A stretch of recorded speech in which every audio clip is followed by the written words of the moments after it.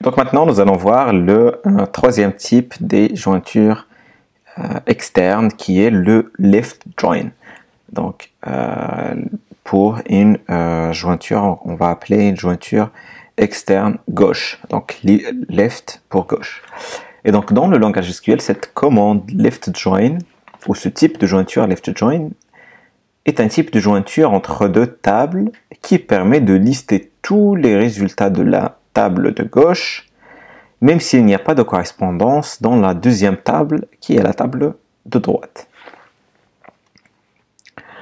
Et donc la syntaxe de ce type de jointure est le suivant. Donc pour lister les enregistrements de la table 1, même s'il n'y a aucune correspondance avec la table 2 ou pas de correspondance avec la table 2, il convient donc d'effectuer cette requête. Select all from table 1, left join table 2 on table1.id égale table2.id.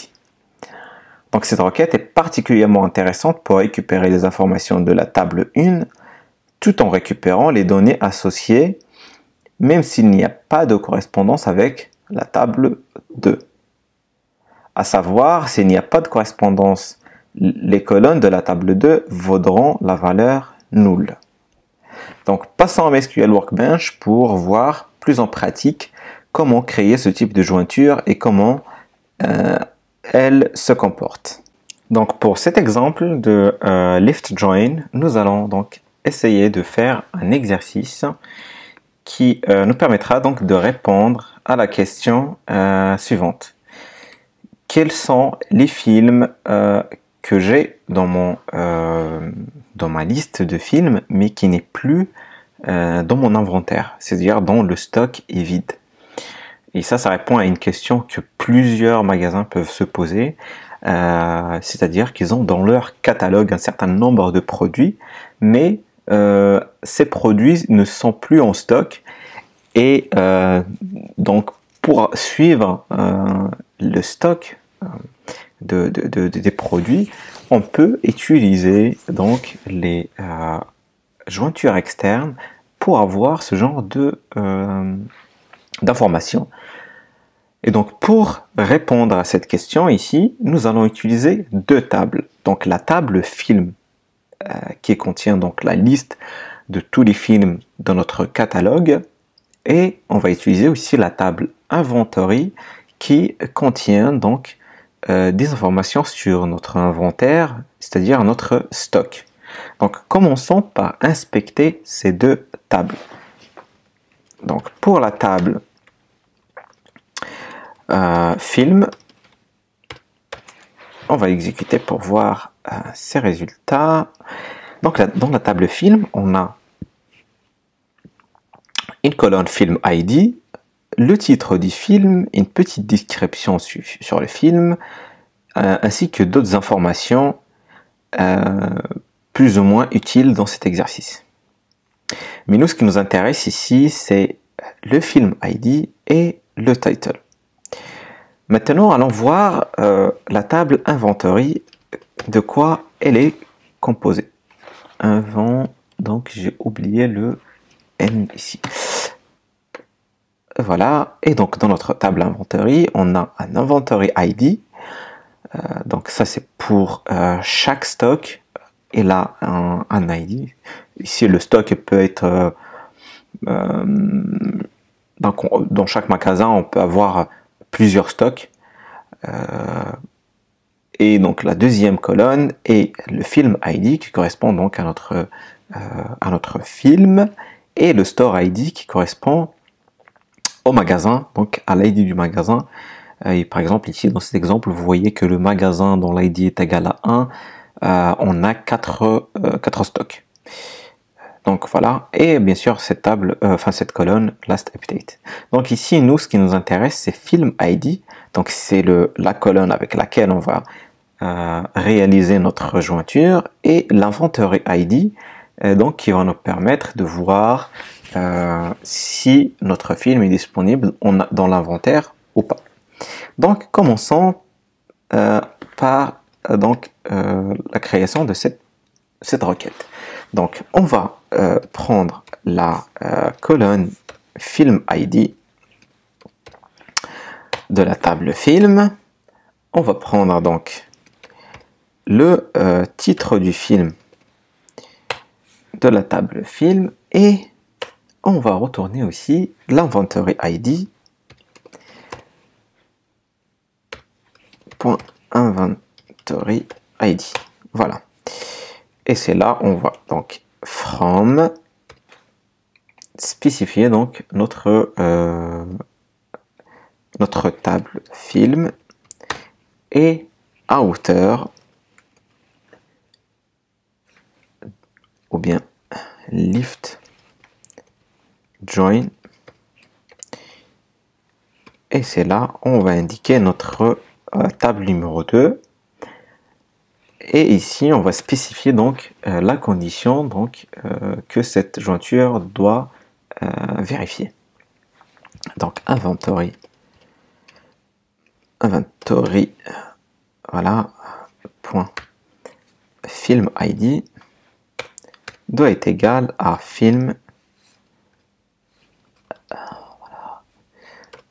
.film ID. Voilà.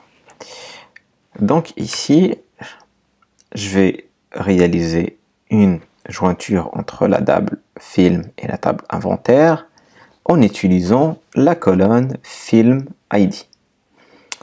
Donc on va l'exécuter. Donc voilà, ici j'ai trois colonnes, les trois colonnes que j'ai retournées, donc le film ID. Donc par exemple pour ce film dont l'ID est égal à 1, le titre c'est Académie Dinosaures, et donc ce film est disponible dans l'inventaire 1, 2, 3, 4, 5, 6, 7, 8. Donc il est disponible dans les 8 inventaires. Maintenant pour voir où le film n'est pas disponible, c'est-à-dire cela revient à avoir la colonne Inventory ID vide ou contient la valeur null. Donc selon votre système, votre OS utilisé, donc votre système d'exploitation, et selon aussi la version que vous utilisez, donc si vous utilisez MySQL, Oracle, etc., vous aurez soit une colonne, une cellule vide, soit la valeur null. Donc pour cela, on va descendre tout en bas. Donc bien évidemment, il y a plusieurs résultats. Et donc, il faudra faire attention parce que on voit un certain... J'ai vu quelques cellules avec la valeur null. Voilà, par exemple ici. Par exemple, ce film dont l'ID est égal à 943, Villain Desperate, il n'est pas disponible dans l'inventaire. C'est-à-dire que c'est un film où le stock est égal à 0. Et donc, pour avoir la liste des films qui ne sont plus disponibles dans le stock, on va rajouter une condition where. Donc, on va venir ici, rajouter notre condition where. Hop. Voilà, je vais y arriver. Donc, inventory.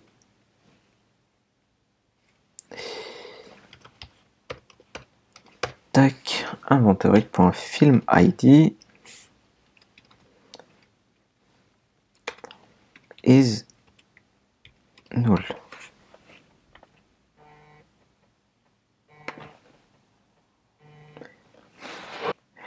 Et donc comme ça, j'arrive à voir tous les films qui ne sont plus disponibles dans mon stock avec cette requête avec une jointure, donc une jointure externe left join. Donc bien évidemment, on pourra rajouter un order by pour donc trier les films selon le titre du film par exemple, et donc on va le mettre dans un ordre ascendant, donc on va le laisser comme ça. Donc ici je peux avoir donc la liste des films dans un ordre ascendant, et donc je vois que j'ai 42 films qui ne sont plus disponibles dans mon stock mais qui sont toujours présents dans mon mon catalogue. Donc bien évidemment, cette requête, on pourra la faire en utilisant un autre champ ou une autre colonne de la table inventaire. C'est-à-dire par exemple ici, on peut prendre cette colonne-là, Inventory ID, et donc ça reviendrait exactement à la même chose. Donc ça vérifiera la même condition et donc j'aurai toujours mes 42 films qui ne sont plus disponibles dans mon inventaire. Donc voilà pour Lift Join. J'espère que ça a été clair pour vous.